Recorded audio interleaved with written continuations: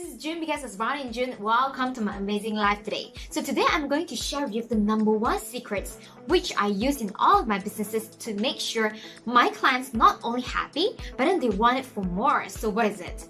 So it is all about creating expectation management, alright? So what is expectation management exactly?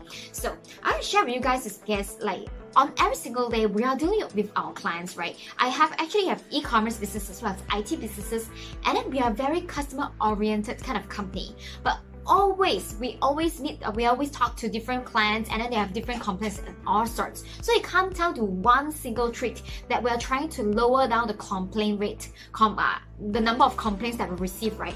Is the expectation management. So how do we manage expectation? When we're able to close the gap between this is client expectation, this is the work that we've done.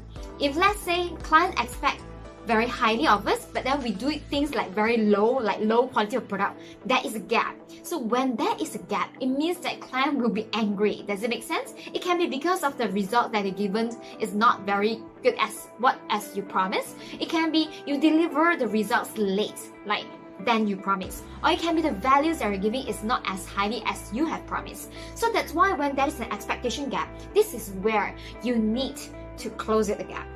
So as long as customer expectations and whatever values that we are giving it, right, is the same, then you could say that it's kind of like a break-even concept in accounting, like a profit, it's like revenue versus cost is a break-even. I would say that this is a break-even, like closing the customer expectation gap. However, if let's say you want to keep your customer happy and come for more, this is what you should do.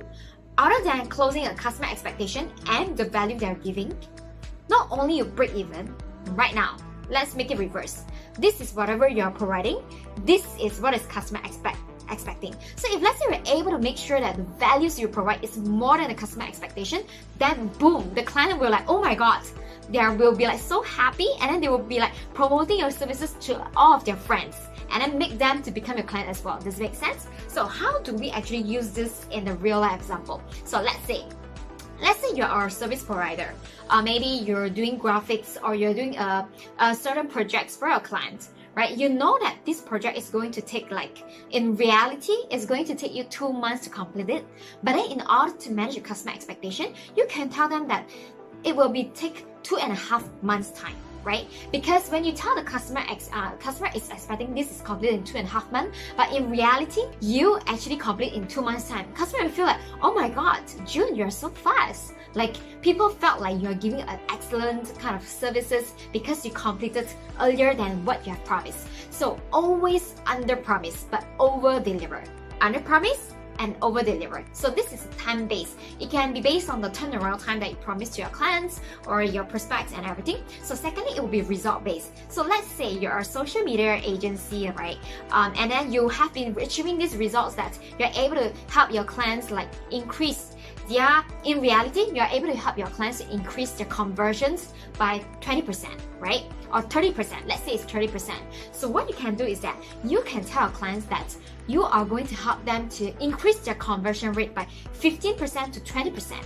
But in reality, you're actually doing it for 30%.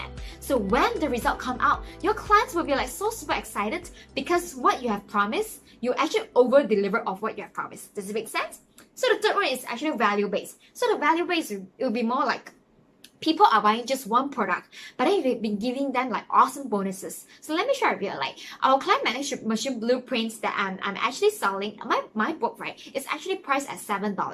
But then inside, we actually give even more different trainings to make it an awesome book for you. You couldn't miss out. So we included the LinkedIn training strategy, the organic training strategy, and storytelling strategy to close deal faster. Not only teaching you how to bring the leads, right, we also have to close the sale. So when you actually land on a page, you will feel oh my god, I thought I'm just buying a $7 product, but wow, inside we included so many bonuses. It's like a no-brainer deal. So you want to make sure your clients felt it's a no-brainer deal whenever they get your product. So under promise and over deliver. That's the secret. So why let's think about this scenario. If let's say you're actually in the customer service line, or actually you are providing any sort of services or products, There will be at times that you'll meet some of the angry customer. So all of the time it's just about how you actually manage the expectation gap, right? But of course, sometimes it may not be our fault as well. Customer can be our fault, but then we can't really blame them, right? So that's where you have to really master this skill, because if let's say you're able to close the customer expectation gap, your work would be so much easier, because it's harder to handle complaints rather than do the job for the right time, right? So that's all my sharing today. I hope that you guys benefit from this video today. And of course, if let's say you're interested to know how to transform your social media profile to get unlimited free leads and sales for a business, please check out my client